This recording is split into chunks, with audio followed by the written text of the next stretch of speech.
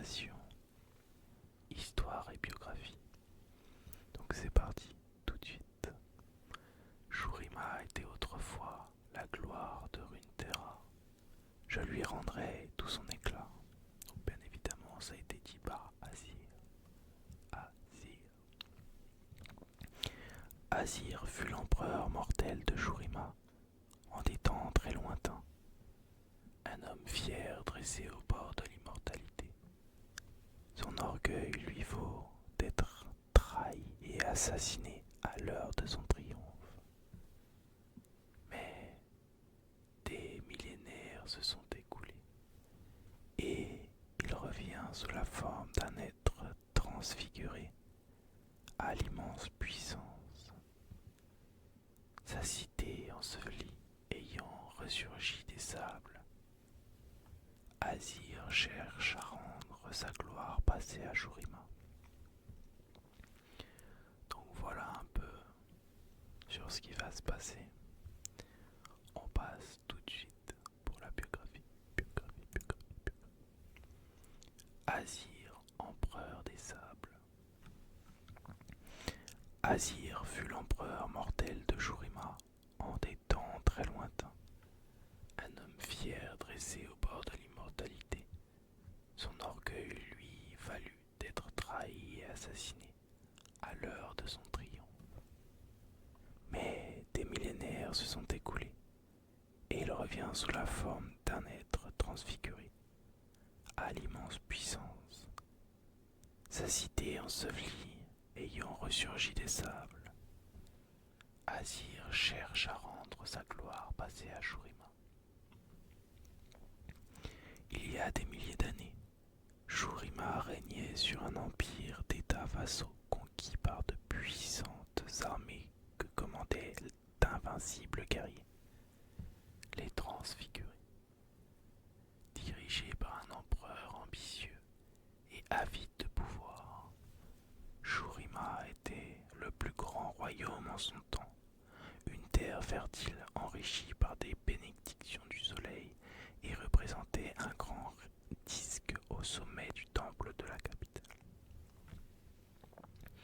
Dernier né, négligé de l'empereur, Azir n'était pas destiné à la grandeur. Il avait tant de frères aînés que ses chances de devenir empereur un jour étaient nulles. Il était condamné à devenir prêtre ou à dépérir dans un obscur rôle de gouverneur au fond d'une province lointaine.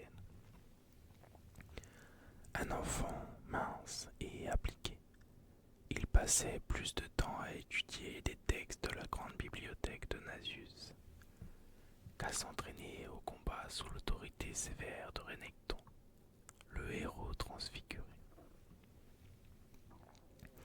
Parmi les parchemins, les rouleaux et les tablettes, Azir rencontra un petit esclave qui fouillait chaque jour la bibliothèque pour y trouver des textes requis par son maître.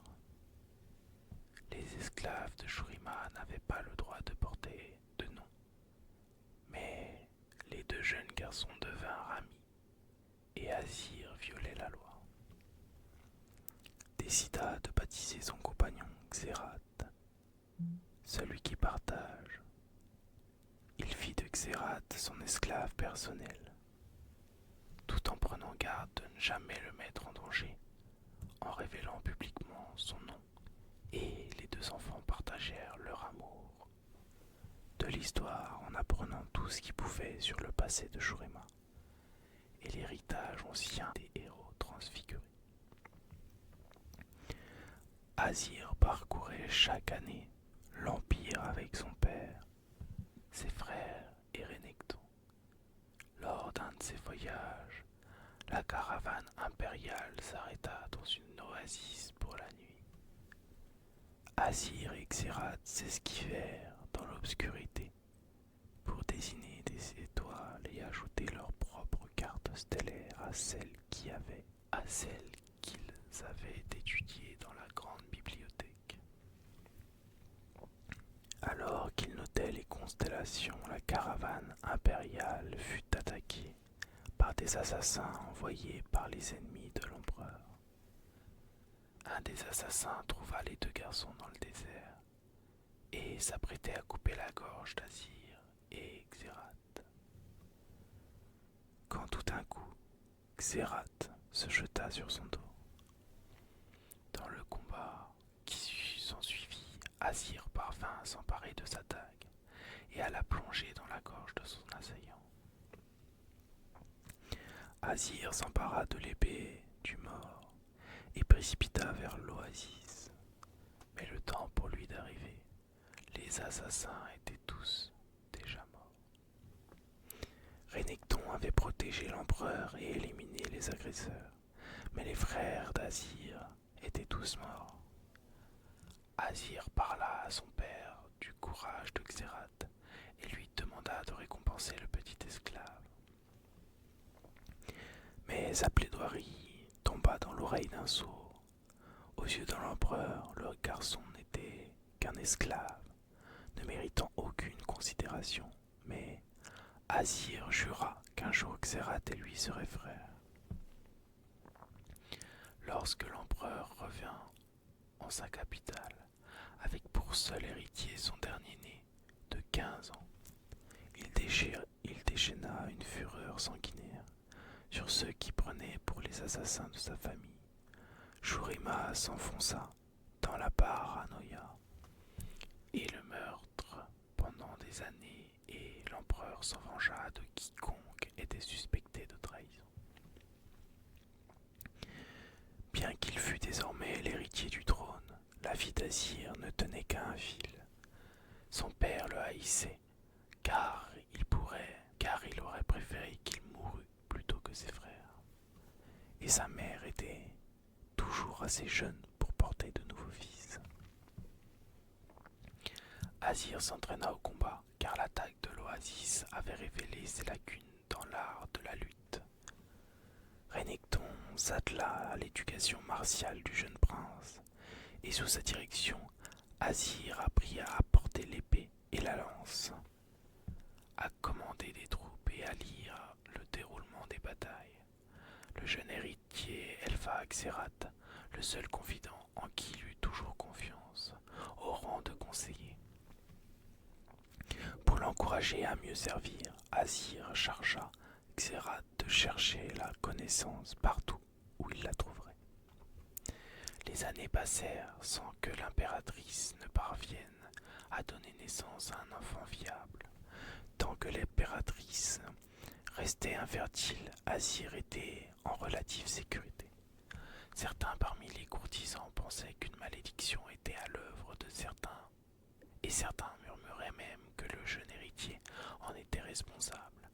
Azir clamait pourtant son innocence et exécutait même ceux qui osèrent formuler ouvertement de telles accusations.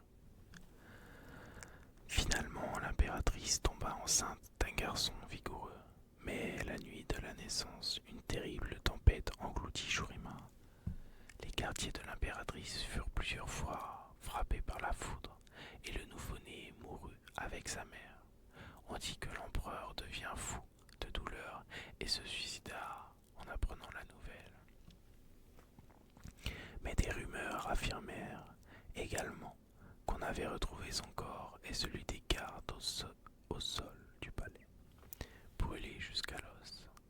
Azir fut choqué par leurs mots, mais l'Empire avait besoin d'un chef, et Xerath à ses côtés, il devient l'empereur de Shurima. Durant la décennie suivante, il agrandit Shurima et régna d'une main ferme, mais juste. Il reforma pour l'adoucir le statut des esclaves et développa en secret un plan destiné à abolir définitivement cette institution. Il ne parla de la libération des esclaves à personne, pas même à Xerath, et le problème de la servitude resta entre eux une pomme de discorde. L'Empire s'était bâti sur l'esclavage, et de nombreuses maisons de nobles dépendaient du travail forcé pour asseoir leur puissance et leur richesse. On ne pouvait renverser un tel système en une nuit, et les plans d'Azir étaient voués à l'échec. Si quiconque en entendait parler, Azir ne souhaitait rien tant que faire de Xerath son frère. Mais c'était impossible tant que les esclaves de Shurima n'étaient pas libérés. Pendant ce temps, Xerath protégeait Azir contre ses rivaux politiques et guidait l'expansion de l'Empire. Azir se maria et donna naissance à de nombreux enfants, certains légitimes, d'autres issus d'aventures mal avisées, avec des esclaves et des filles de harem. Xerath adhérait à la vision de l'empereur, bâtir un empire plus vaste que ce que le monde n'avait jamais connu. Il convainquit Azir que pour négocier sur le monde entier, il devait devenir invincible, un dieu parmi les hommes, intransfiguré. Alors que le royaume atteignait son apogée, Azir annonça qu'il allait participer au rituel de l'ascension, que l'heure était venue pour lui de prendre sa place aux côtés de Nasus, de Renekton et de leurs illustres prédécesseurs. Nombreux furent ceux qui contestèrent cette décision. Le rituel de l'ascension était extrêmement dangereux et on le réservait généralement à ceux dont la mort était proche et qui avaient consacré leur existence à Shurima. Décider qui serait honoré par l'ascension était le privilège des prêtres du soleil et un empereur ne pouvait céder à l'orgueil au point de se l'attribuer arbitrairement. Azir ne se laissa pas dissuader car son arrogance avait grandi au rythme de son empire et il ordonna aux prêtres d'obéir sous peine d'être mis à mort. Le jour du rituel vint enfin et Azir marcha vers le lieu de l'ascension, flanqué par des milliers de guerriers et des dizaines de milliers de sujets. Les frères Renekton et Nasus étaient absents, Xerath les ayant envoyés s'occuper d'une menace aux frontières, mais Azir ne voulait pas se détourner pour si peu de ce qu'il considérait comme le chemin de sa grande destinée. Il grimpa jusqu'au grand disque d'or au sommet du temple, d'où rayonnait la ville, et juste avant que les prêtres du soleil ne commencent le rituel, il se tourna vers Xerath pour enfin la franchir, et pas seulement lui, mais tous les esclaves. Xerath en perdit la parole, mais Azir n'avait pas encore fini. Il lança Xerath et affirma qu'il était son frère pour toujours, comme il l'avait promis naguère. Azir se détourna, tandis que les prêtres commençaient le rituel pour canaliser l'extraordinaire puissance du soleil. Azir ignorait que Xerath n'avait pas seulement étudié l'histoire et la philosophie dans sa conquête de connaissances, il s'était formé aux arts noirs de la sorcellerie, d'autant que son désir de liberté avait développé en lui comme un cancer une haine brûlante. En plein milieu du rituel, l'ancien esclave déchaîna toute sa puissance et Azir fut éjecté de son estrade.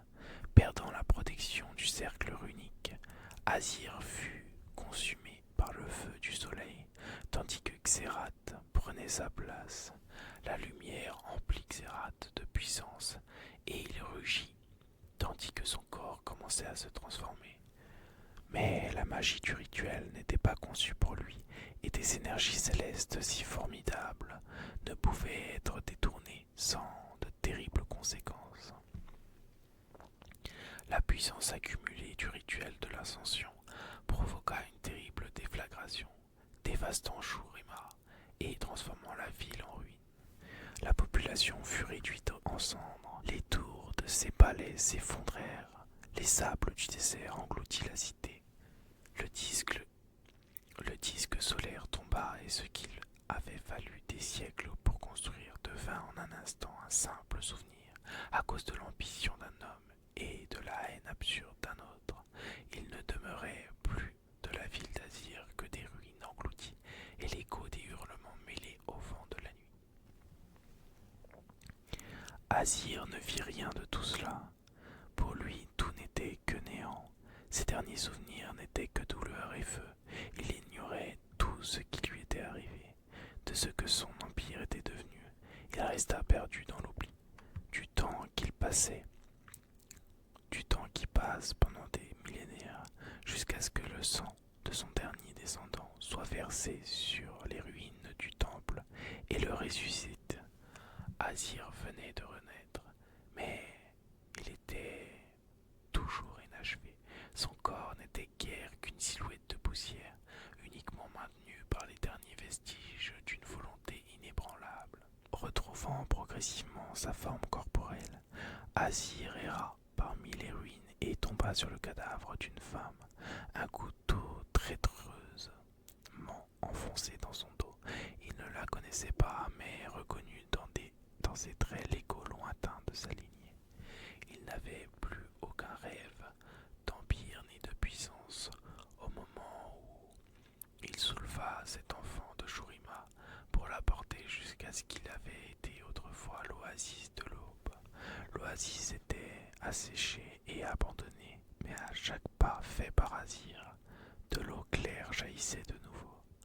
Azir immergea le corps de la femme dans les eaux vives de l'oasis, et le sang fut lavé, ne laissant sur le corps qu'une mince cicatrice là où la lame avait transpercé.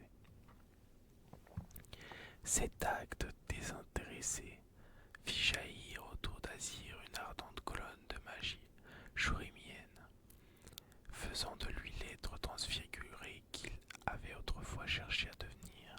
La lumière immortelle du soleil emplit, lui sculptant une magnifique armure aux allures de faucon et lui conférant le pouvoir de commander au sable lui-même.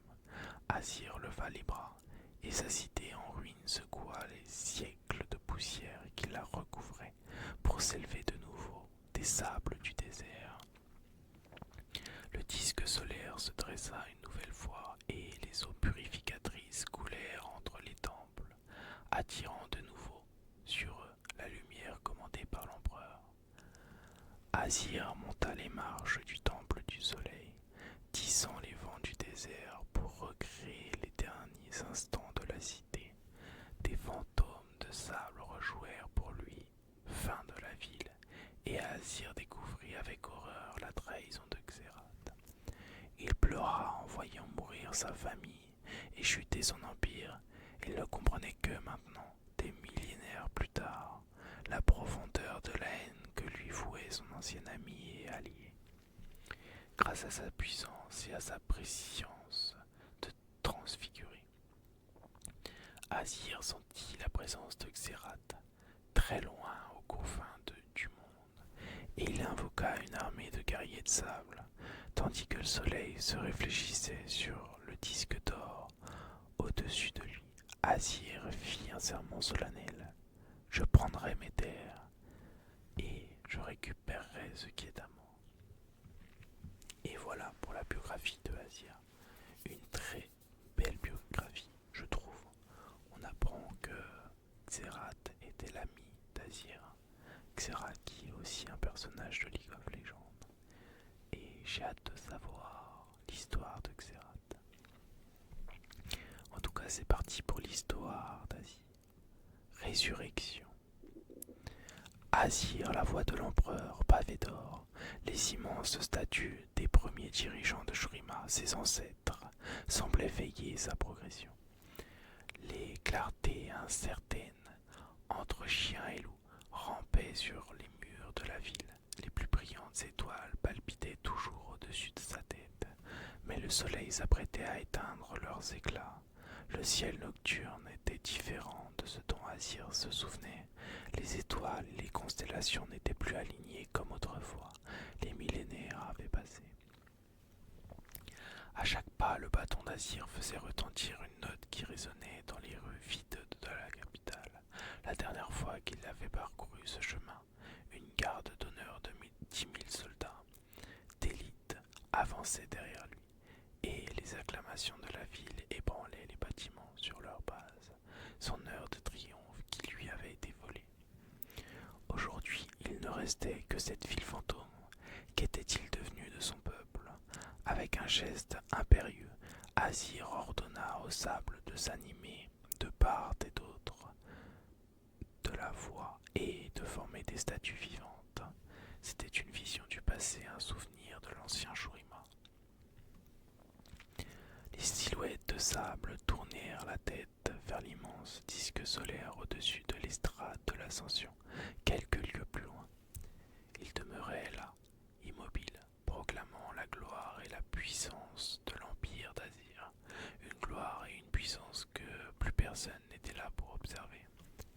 La fille de Shurima qui l'avait éveillée, celle en qui coulait son héritage, avait disparu. Il pouvait l'apercevoir dans le désert, le sang les liait. Tandis qu'Azir remontait la voie, les silhouettes de sable, échos du passé disparu, lui indiquèrent le disque solaire, leurs expressions de joie soudain muées en horreur. Les bouches s'ouvrirent démesurément pour un hurlement silencieux. Tous se détournèrent pour tenter de fuir. Azir observait tout dans un silence désespéré, spectateur impuissant des derniers instants de son peuple. Ses sujets furent annihilés par une vague d'énergie invisible, réduits en poussière et balayés par les vents. Qu'est-ce qui avait pu échouer au cours de l'ascension au point de déclencher une telle catastrophe? Azir concentra son attention. Sa marche se fit plus résolue. Il atteignit les marches de l'ascension et les grimpa 5 par 5. Seuls ses plus fidèles soldats, les prêtres et les membres de la lignée royale étaient autorisés à fouler ses marches. Les versions de sable de ces dignitaires faisaient rente autour de lui, le visage déformé et grimaçant, et ils furent à leur tour balayés par les vents. Il se mit à courir avalant les marches plus rapidement qu'aucun être humain ne l'aurait pu. Les cerfs griffant la pierre et laissant de profondes zébrures à chaque nouveau bond autour de lui. La destruction des silhouettes de sable ne cessait pas. Il atteignit le sommet, ici se tenant le cercle ultime des proches, ses aides de camp, ses conseillers, ses hauts prélats, sa famille. Azir se laissa tomber à genoux. Sa famille était devant lui, représentée avec un luxe époustouflant de détails, sa femme enceinte, sa fille timide, la main serrant celle de sa femme, son fils déjà grand, sur le point de devenir un homme. Pétrifié d'horreur, Azir vit leurs expressions changer. Il savait ce qu'il allait se passer, mais il ne détourna pas le regard. Sa fille cacha son visage dans ses replis de sa robe, et sa mère, son fils, dégaina son épée avec un cri de défi. Sa femme, ses yeux s'écarquillèrent, emplis de tristesse et de désespoir. L'événement court qu'il fut les renvoya au néant. C'était un spectacle insoutenable, mais il n'y eut pas de larmes dans les yeux d'Azir. Sa forme transfigurée lui interdisait à jamais cette expression simple de sa souffrance. Le cœur survécut, car il était certain qu'elle n'était pas éteinte. Le dernier souvenir de sable attendait. Il avança, s'arrêta à un pas de la plateforme et regarda ce que le sable dessinait devant lui. Il se vit sous la forme mortelle, soulevé dans les airs, sous le disque solaire, les bras écartés et le dos cambré. Il se rappelait de ce moment. La puissance brute courait dans tout son corps, l'emplissant de force divine. Un nouveau venu se forma dans le sable. Son compagnon fidèle Xerath, son ami, prononça un mot inaudible. Azir se fit exploser comme du verre et retomber au sol. Une pluie de sable. Xerath, murmura Azir. L'expression du traître était indéchiffrable, mais Azir ne voyait rien devant lui que le visage d'un assassin. D'où venait une telle haine? Azir ne l'avait jamais soupçonné.